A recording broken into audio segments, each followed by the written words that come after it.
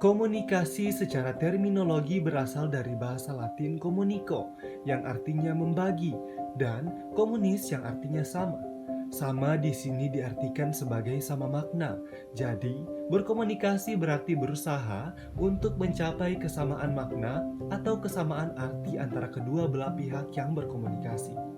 Sedangkan pembangunan merupakan proses tidak hanya mencakup peningkatan fisik dan material saja, melainkan pula merupakan perubahan sosial yang menuntut di dalamnya pemerataan sosial bersifat partisipatori secara luas untuk memajukan keadaan sosial dan kebendaan termasuk keadilan yang lebih besar, kebebasan, dan kualitas yang dinilai tinggi melalui perolehan kontrol yang lebih besar terhadap lingkungan.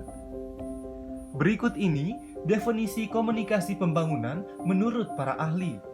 Menurut Rogers, komunikasi pembangunan yaitu proses perubahan sosial dengan kapasitas yang luas dalam suatu masyarakat.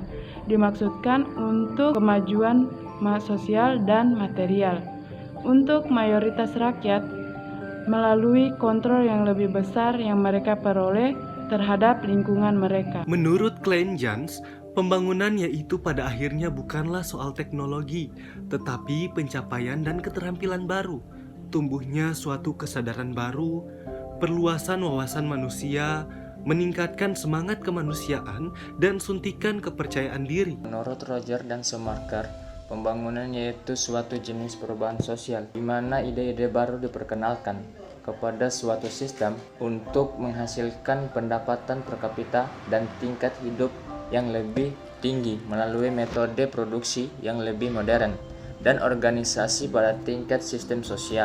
Sedangkan menurut Peterson, komunikasi pembangunan adalah usaha yang terorganisir untuk menggunakan proses komunikasi dan media dalam meningkatkan taraf sosial dan ekonomi yang secara umum berlangsung dalam negara yang sedang berkembang.